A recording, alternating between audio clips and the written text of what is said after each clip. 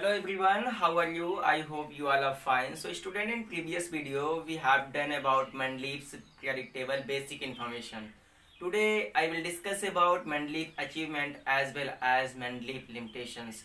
So I try to recall previous concept. In previous concept we discuss about Mendeleev periodic table. According to Mendeleev, Mendeleev takes 63 cardboard and arrange each cardboard on wall, means pin each cardboard on wall and write every property of every element separately on each cardboard.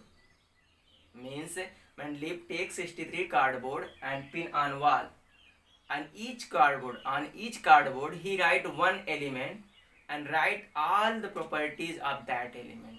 After that he arrange all the element according to its property, means the element which have similar property placed together and the element which have different property but similar to any other element properties placed together. And he found that his periodic tables arranged on the basis of increasing according to atomic masses. Means Mendeleev's की जो periodic table थी वो atomic mass के increasing order में arrange हो गई, पर उन्होंने ऐसा किया नहीं था। उन्होंने तो सिर्फ प्रॉपर्टीज के हिसाब से अरेंज किया था, लेकिन उन्होंने पाया क्या कि ये उनके पीरियडिक टेबल जो है एटॉमिक मास के इंक्रीजिंग ऑर्डर में अरेंज हो गए। और भी कुछ चीज़ें थी मेंडलीव जी के पीरियडिक टेबल में। मेंडलीव जी का ये कहना था कि जो ऑक्साइड्स होते हैं, मेटल्स के ऑक्साइड्स होते हैं, ये जो एलिमेंट सेम टाइप के ऑक्साइड बनाते हैं या सेम टाइप के हाइड्रोक्साइड बनाते हैं, उनको उन्होंने साथ में रखा था। और दूसरी बात क्या, ये सारी बातें हमने अगले वीडियो में कर लिया, कैसे बनते हैं हाइड्रोक्साइड, कैसे बनते हैं ऑक्साइड, तो इस वीडियो में हमको करके नहीं दिखाएंगे, सिर्फ रिकॉल कर रहे हैं, ठीक है। और भी उन्होंने कहा कि जो एलिमेंट्स हमारे खोजे नहीं गए हैं, फ्यूचर में खोजे जाएंगे, उनके लिए मैं कुछ स्पेस छोड़ दे रहा हूँ ताकि वो आकर के यहाँ पर सेट हो सके उनकी प्रॉपर्टीज के बिहाफ पर। और भी क्या बात है, और उन्होंने ये बताया कि जो एलिमेंट इंस्टेंट मतलब कि जल्दी खोजे जाएंगे, उनके नाम भी मैं बता दे रहा हूँ। जैसे कि उन्होंने कहा था स्कैडियम एंड गैलियम, तो उन्होंने कहा कि ये जो एलिमेंट्स है ये अभी जल्द में खोजे जाने वाले हैं, मतलब खोजे नहीं गए, इनका कोई नाम नहीं था। तो उन्होंने जो इससे पहले का एलिमेंट था उसके नाम में इक्का लगा करके नाम बता, जैसे कि स्कैडियम है, स्कैडियम, इसके नाम में उन्होंने लगा दिया इक्का,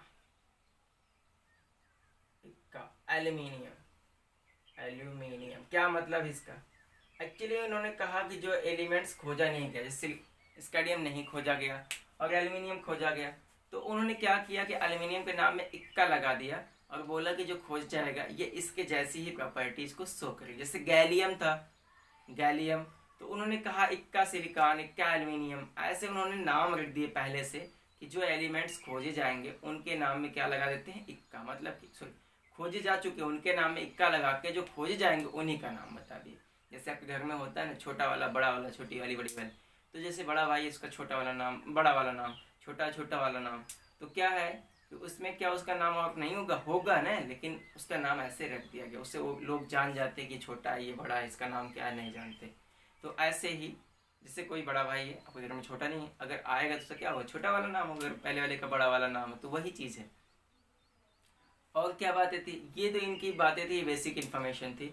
अब लिमिटेशन की बात कर लेते हैं। जो मेंडलीव जी का पहला लिमिटेशन था, इन्होंने हाइड्रोजन के लिए कोई स्पेसिफिक प्लेस नहीं दिया था।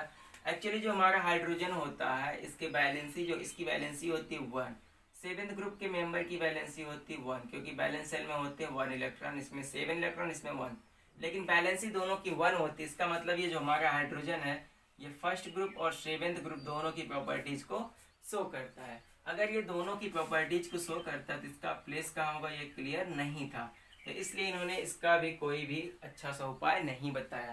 तो ये इनकी बन जाती है एक लिमिटेशन। आइसोटॉप्स आपको पता होगा क्लास 9 के हिसाब से, आइसोटॉप्स ऐसे एलिमेंट्स होते हैं जिनका एटॉमिक नंबर तो सेम होता है पर एटॉमिक मास डिफरेंट होता है। ऐसे लोगों के लिए भी यहाँ पे कोई स्थान नहीं था, पीरियडिक टेबल में कोई भी प्लेस नहीं छोड़ा गया था। चलिए बात करते ये चीज़, इन्होंने एलिमेंट्स को इनके एटॉमिक मास के इंक्रीजिंग ऑर्डर में तो नहीं रखा था, पर वो अरेंज हो गए थे। लेकिन इनकी ड्रॉबैक क्या थी कि जो ये एलिमेंट एटॉमिक मास के इंक्रीजिंग ऑर्डर में अरेंज हुए थे, ये बहुत देर तक इस चीज़ को मेंटेन नहीं कर पाए। मतलब कि इनका कहना था जो सबसे हल्के वेट के एलिमेंट है उनको सबसे पहले रखिए, फिर उससे थोड़ा सा भारी उसके बाद, फिर उससे थोड़ा सा भारी उसके बाद। लेकिन उन्होंने पाया कहीं कहीं पे एटॉमिक मास का जो डिफरेंट था बहुत ज़्यादा आ रहा था, मतलब इनका इंक्रीजिंग एटॉमिक मास का आर्डर भी फेल हो गया। चलिए अगली बात कर लेते हैं कि इन्होंने कहा था कि जो एलिमेंट्स होते हैं, चौथा पॉइंट है, जो some elements have similar property place together. वो तो ठीक था, कुछ एलिमेंट थे जिनकी प्रॉपर्टी सिमिलर थी, उनको उन्होंने साथ साथ रख दिया। लेकिन कुछ ऐसे भी एलिमेंट उन्होंने ले लिए जिनकी प्रॉपर्टीज डिसिमिलर थी, उनको भी साथ रख दिया। और कुछ ऐसे लिए जिनकी प्रॉपर्टी सिमिलर थी, उनको अलग अलग कर दिया। भाई साहब बड़ा बुरा किया, मतलब जो लोग एक जैसे थे उनको अलग कर दिया, जो अलग अलग थे उनको एक जैसे कर दिया, जबरदस्ती। ये भी इनके लिए ड्रॉबैक बन गई। तो ये सारी की सारी इनकी क्या है, लिमिटेशन है, मेंडलीव जी के पीरियोडिक टेबल की लिमिटेशन है। आइए बात करते हैं अचीवमेंट की। अचीवमेंट में वही आपकी जो ड्रॉबैक है, यही यहाँ पर इनका क्या है, अचीवमेंट है। क्या है, हमने कहा जो सिमिलर प्रॉपर्टीज वाले एलिमेंट थे इन्होंने उसको साथ साथ रख दिया था। तो पहला इनका अचीवमेंट यही है कि जो एलिमेंट सिमिलर प्रॉपर्टी रखते हैं उन्होंने उसको क्या कर दिया, साथ साथ रख दिया। और उन्होंने पीरियोडिक टेबल में कुछ गैप छोड़ दिए जो कि नए एलिमेंट खोजे जाएंगे। जैसे न्यूलैंड जी ने क्या कह दिया था, न्यूलैंड जी ने कहा कि only 56 element discovered in this time and no more element discovered in future. तो क्या फ्यूचर में कोई एलिमेंट और नहीं आए, 56 से 63 हो गए इस समय मेंडलीव जी के टाइम में। तो मेंडलीव जी को लगा भाई साहब इन्होंने तो ज़्यादा बोल दिया, मैं ही कम बोलता हूँ, क्योंकि 56 से 63 आ गए हैं तो क्या पता फ्यूचर में बढ़ जाए। और आज आपको पता है कितने हैं, 118 एलिमेंट। तो नेचुरली कितने हैं, 94 एलिमेंट। तो ये सब चीज़ें क्या है, उनको पता थी कि ऐसा हो रहा है तो डिस्कवरी होगी, नए एलिमेंट आएंगे। तो उनके लिए उन्होंने क्या किया, कुछ स्पेस छोड़ दिया कि जो एलिमेंट्स आएंगे हमारे फ्यूचर में उनके लिए भी तो स्पेस होना चाहिए। जैसे आपके घर 10 मेहमान आने वाले, आप 10-15 की एक्स्ट्रा से व्यवस्था करते हैं ताकि कोई और आ जाए तो हमारी व्यवस्था पे कोई फर्क ना पड़े, वही चीज़ थी।